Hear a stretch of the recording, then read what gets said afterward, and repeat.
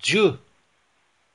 Dieu n'existe pas, car l'existence est engagée dans un perpétuel devenir.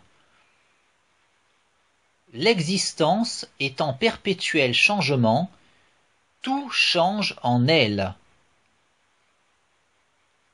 Aussi, puisque Dieu, de par sa définition, se doit d'être parfait, il ne saurait être engagé dans le changement, puisque nul besoin de changer lorsque l'on est parfait, à tel point qu'il ne saurait faire partie de l'existence. Donc Dieu n'existe pas.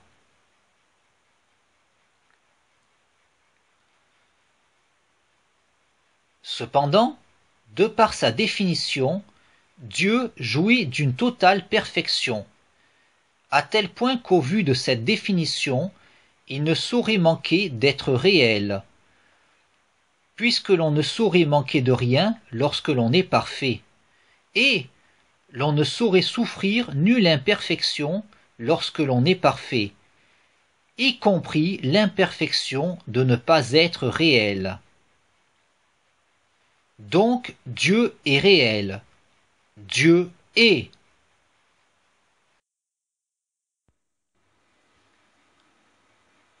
Dieu n'existe pas, puisque, de par la perfection inhérente à sa définition, il ne saurait être engagé dans le perpétuel changement qui caractérise l'existence, puisque nul besoin de changer lorsque l'on est parfait. Mais, vu que l'état de perfection interdit tout défaut, y compris le défaut de ne pas être, Dieu se doit d'être.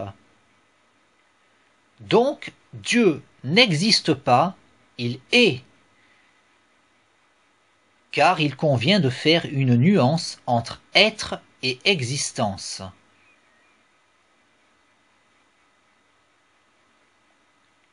Donc Dieu est, puisque sa perfection impose qu'il soit.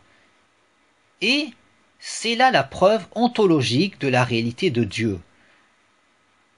Preuve que l'on peut certes trouver quelque peu facile.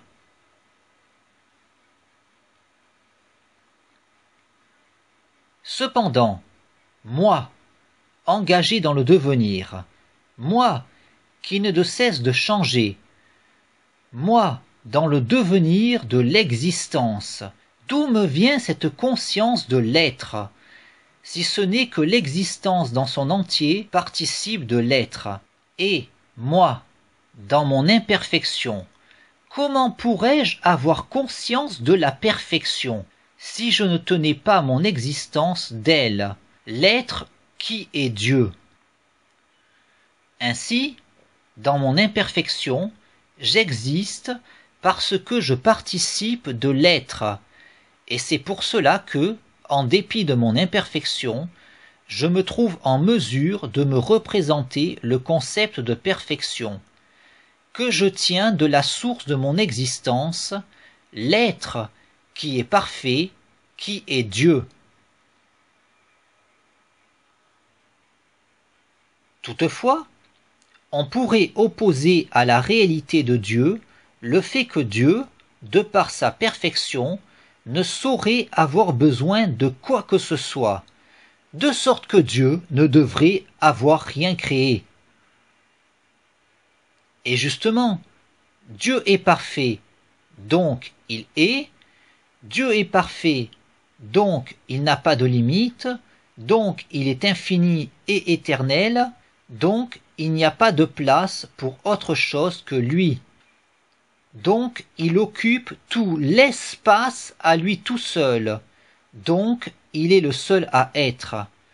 Il est l'être à lui tout seul, il est l'être. Et Dieu, qui est l'être, au vu de sa perfection, n'a besoin de rien. Donc il n'a rien créé. Donc il n'y a que lui qui soit. Et nous ne sommes pas. Mais Dieu, dans sa perfection, ne saurait manquer d'une conscience parfaite, une conscience qui appréhende tout, une conscience qui connaît toutes les expériences, une conscience qui pense l'existence. En somme, Dieu qui est parfait, Dieu qui est immuable, Dieu qui est, Dieu dans son instant éternel pense toute l'existence. Dieu qui est l'être pense instantanément toute l'existence. Ainsi, Dieu qui est le seul à être, Dieu qui est l'être, Dieu dans sa conscience parfaite pense toute l'existence instantanément. Et Dieu me pense moi, moi qui ai le sentiment d'être, parce que je suis pensé par Dieu qui est parfait. Dieu qui au vu de sa perfection n'a besoin de rien. Dieu qui n'a donc rien créé, mais Dieu qui jouit forcément d'une conscience parfaite qui appréhende tout, toutes les possibilités, toutes les expériences, toute l'existence qui n'est que la pensée de Dieu.